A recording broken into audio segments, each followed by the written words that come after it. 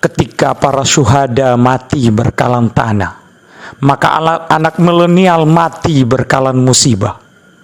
Anak-anak milenial diracuni otaknya oleh media teknologi informasi yang tak terdidik, sehingga anak milenial lupa budaya bangsanya.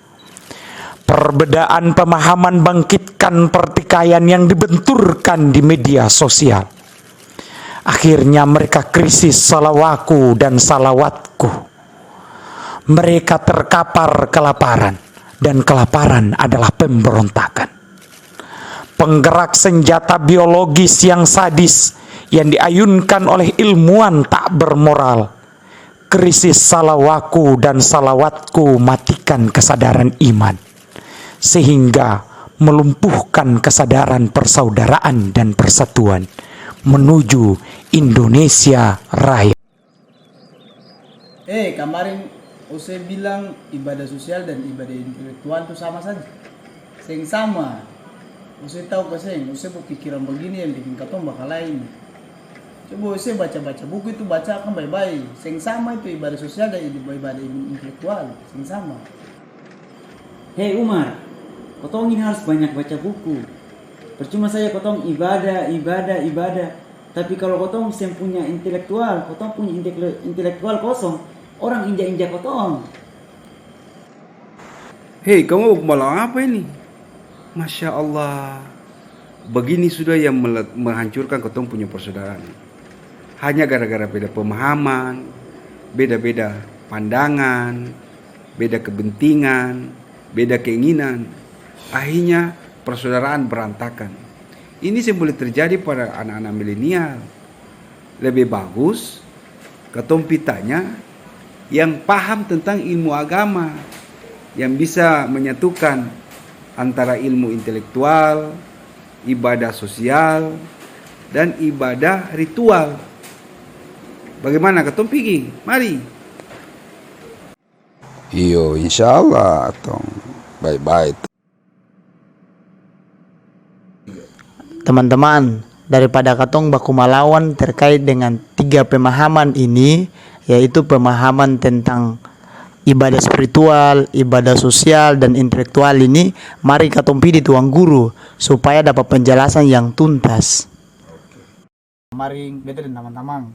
Baku melawan sampai katong mau bakalai. Terkait dengan beda persepsi pemahaman saja. Terkait dengan 3 ibadah ini. Ibadah spiritual, ibadah intelektual, dan ibadah sosial. Katong sing ada punya penjelasan yang bagus begitu. Oh iya, terkait dengan kecerdasan ibadah, kecerdasan intelektual, kecerdasan sosial, Allah Subhanahu wa taala berfirman dalam Quran surah Al-Hujurat ayat 10. A'udzubillahi minasyaitonir rajim. Innamal mu'minuna ikhwatun fa aslihu baina akhawaykum wattaqullaha la'allakum turhamun. Orang-orang beriman itu sesungguhnya bersaudara. Sebab itu damaikanlah, perbaikilah hubungan antara kedua saudaramu. Dan takutlah kepada Allah supaya kamu mendapat rahmat.